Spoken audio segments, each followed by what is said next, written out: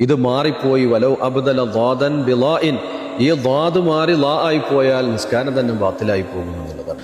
റുബ്ബ ഖാരിഇൻ വൽ ഖുർആനു യൽഅനു, എത്രയെത്ര പാരായണക്കാരാണ്, ഖുർആൻ അവരെ ശപിച്ചുകൊണ്ടേയിരിക്കുകയാണ്. പരിശുദ്ധ ഖുർആൻ പാരായണം ചെയ്യുന്ന സമയത്ത് നമുക്ക് എത്രയെത്ര തെറ്റുകളാണ് വന്നുകൊണ്ടിരിക്കുന്നത്. ദൈനംദിനം നമ്മൾ പാരായണം ചെയ്യുന്ന സൂറത്തുൽ ഫാത്തിഹയെ തന്നെ നോക്കുകയാണെങ്കിൽ ഒരുപാട് തെറ്റുകളാണ് അതിൽ നമുക്ക് സംഭവിച്ചു കൊണ്ടിരിക്കുന്നത്. അത് കാരണമായി നിസ്കാരം തന്നെ ബാത്തിലായി പോകുന്നൊരവസ്ഥയാണ്.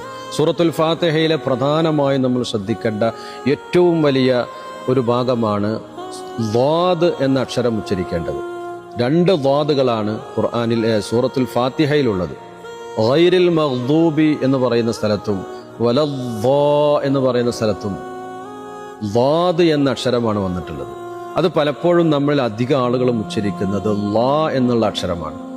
അത് ത്വാഇന്റെ മുകളിൽ പുള്ളിയിട്ട വാ എന്ന അക്ഷരമായിട്ടാണ് വലല്ലാ എന്ന രൂപത്തിലാണ് അധികം ആളുകളും ഉച്ചരിക്കാറുള്ളത്. അത് ളാദ് എന്ന അക്ഷരമാണ്. സ്വാദിന്റെ മുകളിൽ പുള്ളിയിട്ട് നമ്മൾ കാണുന്ന വാ എന്നുള്ള അക്ഷരമാണ്. അത് ഉച്ചരിക്കേണ്ടത് നാവിന്റെ അരുനീളം മേലെ അണപ്പല്ലുകളുമായി ചേർത്താണ് ഉച്ചരിക്കേണ്ടത്.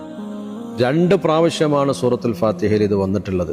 ഗൈരിൽ മഗ്ദൂബി അലൈഹിം, അതുപോലെ വലദ്ദാല്ലീൻ, ഈ 2 സ്ഥലത്താണ് ഈ അക്ഷരം വന്നിട്ടുള്ളത്.